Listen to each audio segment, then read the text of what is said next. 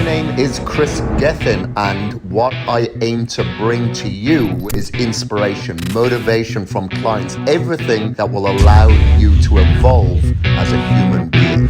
Hello, everybody. This is the Kris Gethin podcast, and we've got another client spotlight here for you, which, of course, there is somebody that everybody can relate to. A lot of people go, Kris, but you work out for a living. It's easier for you. Hey, it's not easy for me, but it's even more difficult for a lot of people out there. A lot of people are facing adversity, but they don't use this as an excuse. Or if they had used it as an excuse, now they've transitioned and they've used those excuses and turned those weaknesses into now their weapons. And one person who has done that is on the other line, and that is Blake Cotton. How are you, brother? Thank you, and welcome to the show.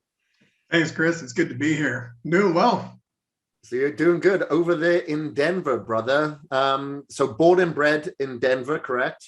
Yes, sir. Okay. And what's your backstory? You know, had you always been into fitness? Had you played sports growing up? And, you know, what was the transition that made you, as a follow-up question, go, you know what? I think one-on-one training may be for me. Well, I started lifting a little bit in high school. Played little sports here and there, but I wasn't really into the whole like bodybuilding lifestyle or lifting weights and wanting to lose weight and whatnot. I was just kind of dabbling here and there. And it really wasn't until like about 2010, I started to get more into it.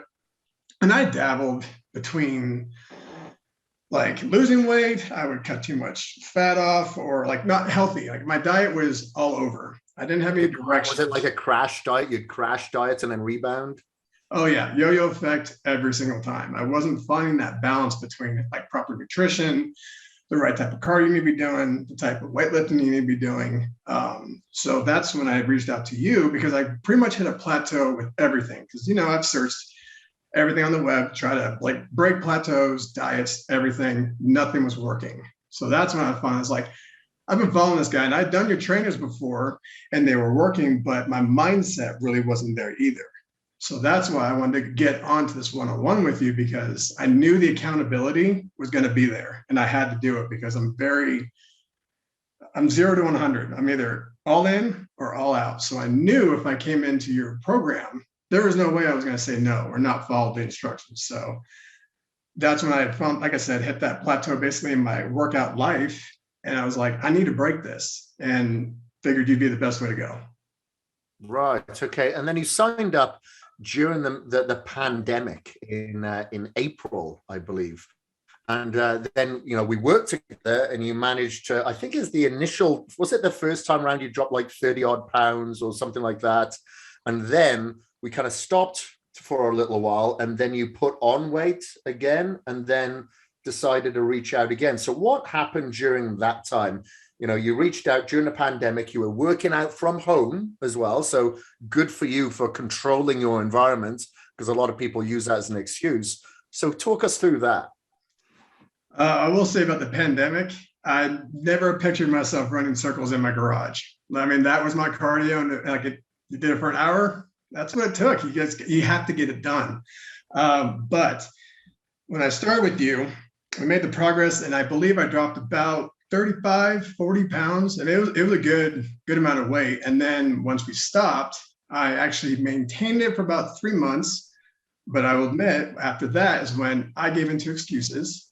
I was eating the wrong foods. I just didn't prioritize it again. And I just kind of lost my way. And I took it out on myself, because I'm like, you had it and then you lost it. And that actually, I almost hesitated in reaching out to you because almost the embarrassment, but that's all in my own head. And I knew that was part of the mental game. And I'm like, I'm not doing that. I'm going to reach out to him even more now. And I want to ask him, because I want to get back onto this and restart my discipline, because I basically had lost that. And I knew the best way for myself to get back into it is to have a coach who is like, are you doing this? Are you doing this? Do that. Like, give me a laid out plan. And then I came back, because I just gave into excuses. That's the main reason why I gained weight. I knew what I was doing. I knew it was a bad mistake. And then I was too far gone. And then you get into that loop of like, no, I don't really want to get back into it, but I feel like crap. It's it's a bad mental game, but that's why I want to get back into it with you. Yeah, it's a vicious cycle, isn't it? When you get in such great shape, I've seen this time and time again. You get in such good shape, and then you eat a little bit off track, and then all of a sudden it's like, oh, my abs have gone. And then you start to feel a little bit emotional about it. And a lot of people emotionally eat to make them feel comforted. But then there is the vicious cycle. You get this comfort, you feel worse, you get comfort food again, you feel worse. And then next thing you know, you're back to where you started. So then you reached out again. Glad you did. That you put your sincerity on the line. A lot of people have to become transparent, and that's why I think a community is so strong. Even if it's not in your immediate vicinity, you have an online community, because that is very, very strong as well. Because you can be authentic, you can put your sincerity on the line without being judged, and you get people who understand and support your endeavors to pick you back up and put you back on the right track. So with that, your goal was then to get back into the shape that you were before, if not better, because you lost more weight this time around. But then the focus was specifically from the neck up, as opposed to just the neck down, is focusing on your discipline and making sure that has a transcendence effect through your life. So what were the principles that you feel that has helped you now have more of a lifestyle approach to this boot camp of a transformation that takes you to the rest of your life? When I went into that yo-yo, like I'd lose the weight and go back, and then having to lose it again, the biggest thing for me that's going to help me sustain a lifestyle of this is knowing that how short of a time, say I think it was like 2 or 3 months that I took to gain the weight, and it took 6 months to get it back off. It's crazy. Like, I know I can do the workouts, I can do the diet. Don't get me wrong, it is very tough. I was cursing your name probably every Monday during leg day. I was just like, God, he always kills me on these, but I love it. I never want to go back to doing the 6 months to work it all off again. So the discipline of knowing, like, as long as you're doing a little bit each day, like we were doing for the last 6 months, I just need to continue that. And it's going to be a lot easier than having to just stop, do a crash, gain the weight, and then having to do it all over again, because it's just going back and forth, back and forth. And that was like mentally damaging for me, because I wasn't finding like a true medium of being happy with like the lifestyle I have now, and then kind of wanting my old lifestyle. But now I don't even want to eat that food. During this transformation, I didn't have any cravings, because I don't know what clicked, but this time it was like, I'm just done.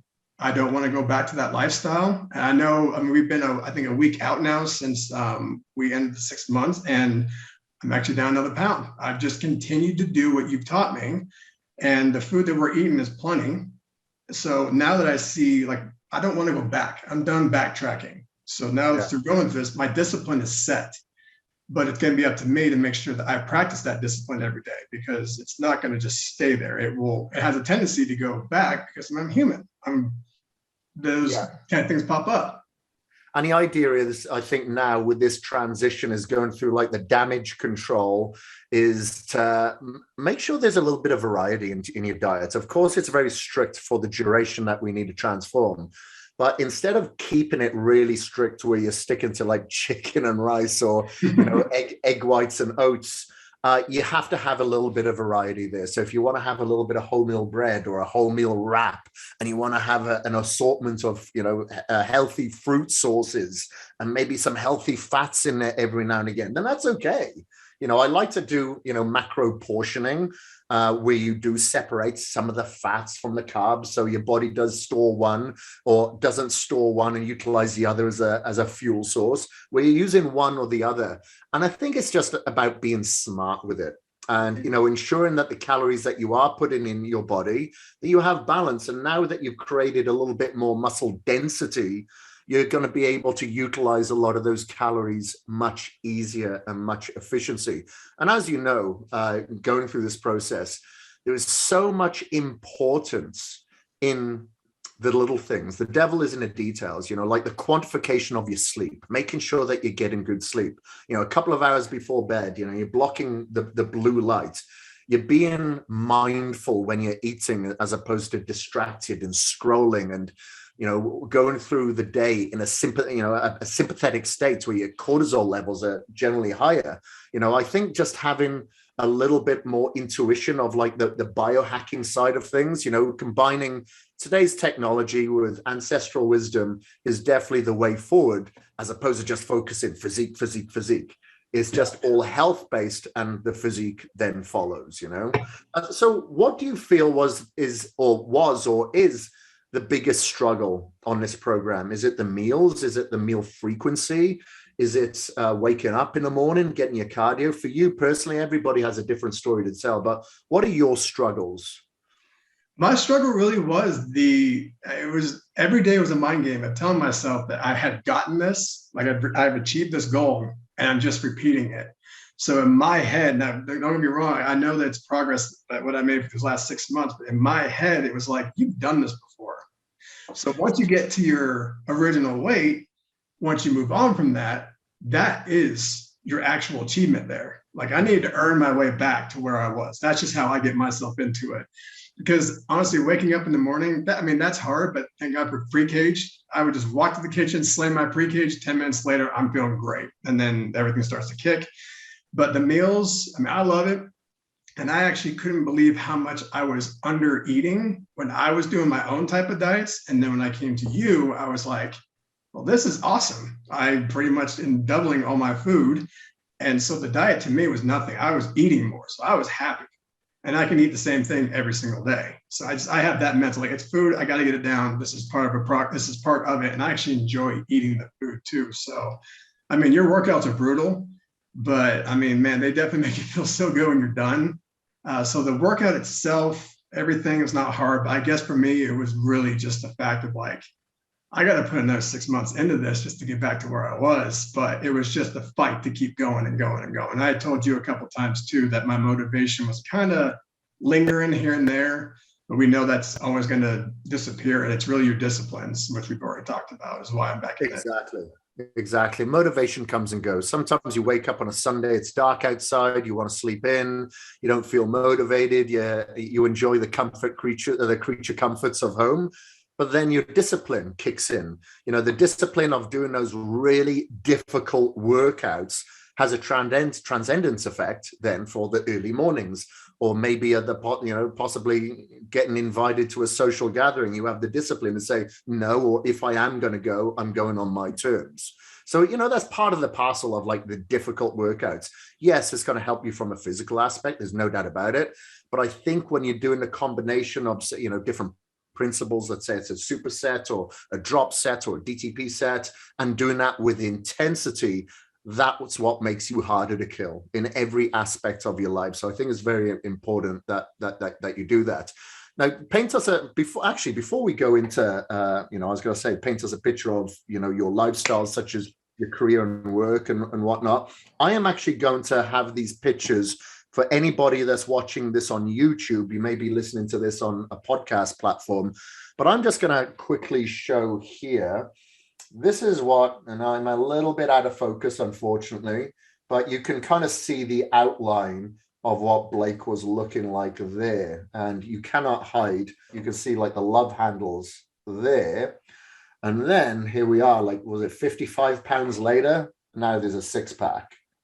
Much, much different. And obviously no love handles, but an absolute phenomenal face fear tattoo on the back there as a reminder, which is absolutely phenomenal. But like I said, during this time, we'll have those pictures put up. So what did you think actually when you saw those before and after pictures side by side there, knowing that a lot of the listeners don't know this as yet, that you were training from home as well and created this transformation, which is absolutely phenomenal? It's a huge accomplishment to see that, because it's not an easy thing to do. To put the time in, to wake up early, to get all your meals in, to say no to food during holidays. For me, it was not hard, but for others, I can see that it's difficult. Food and smelling and everything is hard. But man, when I saw the drastic change in my love handles, especially, I was like, how they're just gone. I was just blown away. And I don't think people really, like, people see me on a daily basis, like they would see little changes in my face and in my stomach and whatnot. But when I actually showed them the before and after, They're like, I cannot believe you were actually that big. I'm like, yeah. I Yeah. mean, when you lose 50 pounds, you turn into a brand new person.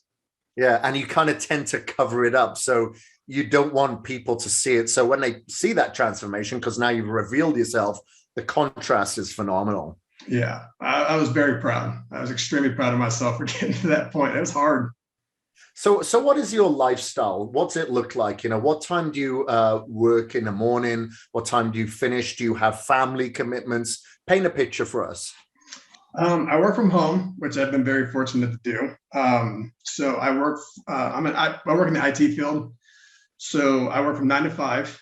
I would wake up at about 4:45 in the morning, and I gotta get my workout done early because later in the day you're always gonna find an excuse. Something's gonna happen. You're gonna be tired. It doesn't matter. It's always gonna be a little bit worse to go back. So I would just wake up early and get it done, and then I would feel good. So I would do the 9 to 5. I am married, so we are definitely busy. We have family commitments and everything, but I mean, my family knows what I do with this, and I've done it a couple times. I don't care what we're doing. Like, I'll come, but I'm eating my food, and I'm, like you said, coming under my terms. So, I mean, it's a pretty relaxed. I don't move a lot during the day, so that's why when I'm working, or if I have the time, even in my house, I'll get up and just walk maybe for 5, 10 minutes inside my house, just because I know that's good for my body, especially after I eat. Yeah. You had taught me like 10, 15 minutes, just get a little walk in so the food can digest a little bit. So, I mean, for IT people, I mean, I know you're sitting down a lot, but I got to stay active somehow. So that's why I like to work out. Yeah, and that's one thing that I do suggest to, you know, a lot of my clients that have sedentary jobs. When you're sat at a desk or whatever, like I'm at a treadmill desk right now, but I don't have it on, obviously, because I want to be courteous of the listeners. But the movement is very, very important post meal, especially if you're having a carbohydrate-based meal. It creates so much more insulin sensitivity and stability throughout the day. So, you know, I wore a 24-hour blood glucose monitor for about a year, and I'd measure different foods under different circumstances, training different times of the day. And I remember the one time where I had a lot of sushi. When I go out and eat sushi, I eat the boats, you know, the sushi boats. And usually I'd have a massive insulin spike and it would stay there. But when I had this huge sushi boat when I was overseas, I thought, well, I'll just walk back to my hotel. And I looked at my blood sugar levels straight after, and I was like, wow, that came down straight away. So that's when I started experimenting with doing that. You know, if I'm sat down a lot, you know, post meal, doing some movement. So, you know, you could be standing and sitting down at your desk for 50 times, or going for a walk, or if you've got push-ups, burpees, kettlebell swings, whatever is handy for you. It really, really does make a difference for that stability. Now, you know, you said about going out to like events or you know, spending time with family. During your transformation, did you go to any events, you know, a wedding or birthday, or just away for the weekend? And like, did you break out your Tupperware containers in public? And were you embarrassed by that in the beginning, or you just didn't care? At the beginning, yeah, it's a little hard to just bust out your Tupperware and be eating. But then when I really thought about it, it's like, why would that even matter? You're just eating food. So like, I just got used to it. So I just started eating it. And my wife and I actually did a weekend away up in Keystone, and I brought my meals. I mean, it was a nice little Airbnb, and they had a little kitchen with a fridge. I thought, perfect. We planned that out because I want to make sure I could bring my food to put in the fridge. But if we were out anywhere, I'm either planning what we're going to do to make sure I can either get back to my food or carry something on me, because I'm not gonna have my food on me. But if I'm out in public, I have to eat. I will literally find a place, sit, take out my food, or go to my car or whatnot, eat my food, and then continue on with my day. It All takes right. 10 minutes. I mean, that's all you got to do: get your food down and keep moving. That's it. You know, people think that it is life consuming, but it's just preparation is key. As long as you prepared, and, you know, it all comes down to how bad you want it, then it isn't that bad. A lot of people utilize their food as an excuse or justification. It takes up too much time. You just got to be prepared and committed. And I find it very weird that sometimes, you know, you go to social gatherings and people will say, well, why are you eating that? Why can't you eat this or eat this? And they know to a certain degree that it is healthy, the way that you're doing it, but it's so alien to them. It's like society has said it's normal to eat crap. And it's abnormal to take your own food with you that's you've prepared, that you know exactly what you're eating, how much you're eating. Is it full of sugar? Is it full of creamy sauces? Is it full of pro-inflammatory vegetable oils or whatever? I'm not saying that you have to live, like a nun every single meal. But when you want to feed your lifeline and fuel your brain and your body, this is what it takes. And unfortunately, I've just seen it so many times where people get towards either the end of the life or a part of their life where they're now experiencing complications for them to go, oh, wow, maybe I should transition. And unfortunately, not always the case, but it's too little too late. And you cannot reverse all the damage that you've done. It's like you run a car into the ground, or you've driven too fast and you go into a tree. You can't just go back now and just knock all the dents out and expect it to be like a brand new car again. And unfortunately, that's where the majority of society are, because they're being sold to, they're being marketed to. There's Netflix, okay, in moderation. There's fast foods, maybe not in overconsumption, you know what I mean? But people are getting sold to it at the checkout aisle every single day, and they're just becoming pro-inflammatory, and people are aging before they know it. Like, people say to me, wow, you're 47 years old, you look young. It's like, no, I don't look young, you guys look old, because you're going through all this oxidative stress. You're smoking, and you're starving your body of oxygen. You've got so much free radical damage going through your body, and there's stress then associated with it, especially if you're not sleeping as well. And these are just all pillars. A lot of them we can learn from our ancestors, but we're in a different environment now. We're surrounded by plastics and phthalates and EMFs and stress and artificial light and antibiotics in our food and pesticides and all sorts. Are we able to eliminate all that? No. Can we mitigate a lot of that damage? Sure we can. But it all comes down to educating ourselves and educating others. And this is why I absolutely love doing this podcast, so you can share your story with others and go, okay, it can be done, and that's what we're trying to do. We're trying to crowdsource some inspiration out there so people can actually reach out and go, you know what, there is a community out there, where people can understand me and they can transform, And one thing I wanted to ask you, Blake, as well, of course, we've seen your physical transformation, which is absolutely phenomenal. Did you notice anything mentally as you were going through this transformation as well, compared to how you were, compared to how you are now? Are there any changes? I feel like my body is running clean mentally, if that makes sense, because before, like when you're eating the bad food and everything, you're going to feel like crap. So like now that I was going through this transition, losing the weight, feeding myself with actual like good protein, good carb, good clean sources and everything, I just mentally felt better. I felt like I was able to think better. I was able to, like, my mood was better, sleep got better, like everything. I just felt mentally clear. And from where I was before, because it's just like the food I was eating. You eat crap, you're gonna feel like crap. So that's why I was like, you start taking that out and you start realizing how good you feel. You really don't want to go back to that again. Yeah, there's no doubt about it. And you think about our society as well. Like, we look at the charts and we see, okay, cancer is going through the roof, and then we see obesity is going through the roof, diabetes is going through the roof, and then we see these mental disorders as well. We see dementia, we see Alzheimer's, we see depression, we see anxiety, we see all of this going up. Now, our DNA has not changed, especially over the past 30, 50 years, but our environment has, our food sources have, the way that we perceive ourselves has. So, it's very, very important that we don't get controlled by our environment so much. We have to control it through that education and passing that knowledge on.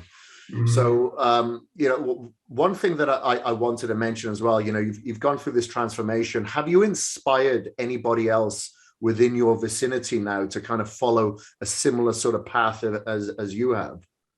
I have. I got a friend that I was actually in the military with. She's been following me for quite a while throughout all my workouts, and now she's seen my transformations.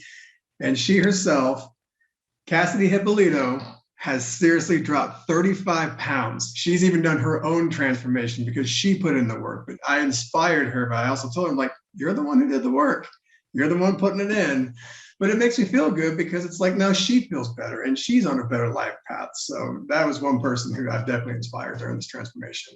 That's phenomenal. And then hopefully she will inspire someone else. And hopefully people that are listening to this podcast will be inspired as well. So that's what it's all about, just spreading the good word. You know, you hang around people that are alcoholics or smokers, the chances are you may, take on some of those characteristics. And the more that people can, learn from observation of people taking care of their health, then hopefully people will take on those characteristics as well. Oh, now, yeah.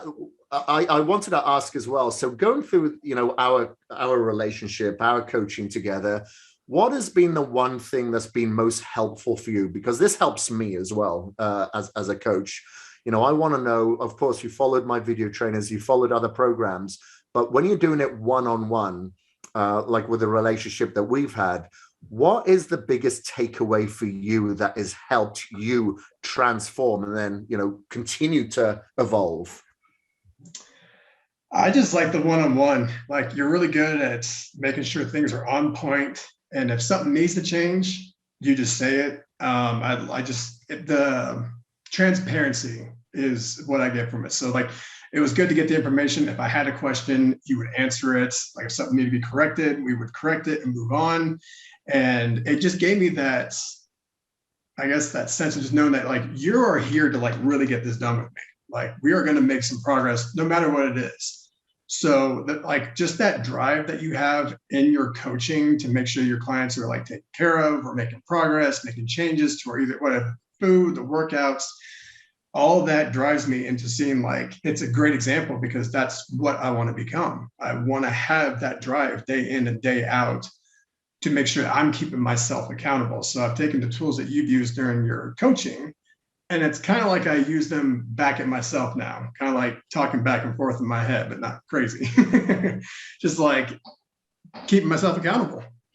That's awesome. That's awesome. That's great. I like to have that, obviously, because it's funny, some people don't reach out to me and they'll go on their own sort of path. I'm like, well, why didn't you tell me this? They're like, well, I didn't want to be a pain in the ass. I'm like, well, now you're being a pain in the ass because you didn't communicate. I want people to communicate with me because that's the only way that I can help almost immediately, as opposed to waiting several weeks to make that transition. Because again, that's how you make, that's how you hit plateaus. And when you hit plateaus, you lose a bit of motivation. You don't feel as good. You're not going to be as, hard hitting and as persistent as you possibly could be, especially like over weekends or something like that. So is there anything, I really appreciate your time here, Blake. This has been an absolutely phenomenal conversation. Is there anything that you'd want to finish off with or add here? I just want to say, anyone listening to the podcast, if you're even feeling somewhat like you want to change, I'm telling you, just do it. Either get on a transformation with you or get on a one-on-one. I mean, I highly recommend doing a one-on-one because it will 100% guarantee change your life. If you put in the work and you put in the time of getting in your food and everything, you get past that point of not being embarrassed by eating your food in front of people, you're going to feel better about yourself. You're going to have a better outlook on life too. Do something for yourself because of everything that's going on now, like bring some positivity in your life. This is a great way of doing it. And it's guaranteed. I mean, I've done it twice now and I've loved both times doing it and I've gotten great results this time. So if anyone's really listening to that, I'm telling you right now, do it. You will not regret it. That's awesome. Thank you ever so much. I really appreciate that, Blake. Now, if anybody wants to reach out to you, if anybody has any questions or if anybody wants to follow you online, where can they find you? They can find me on Instagram, which you're going to find a lot of. I don't get too on Facebook too often, but it's going to be at KAGEDaholic. KAGEDaholic. Do you want to spell that? It's a KAGED, and then aholic, like an alcoholic. Because I know you can edit this, but I'm actually a recovering alcoholic. But sorry, hold on. Let me give you a better recording. Let me actually get Well, okay, hit me a better recording, but we definitely don't want to edit that out. It's good information. Okay, so it's KAGEDMUSCLE_Cotton,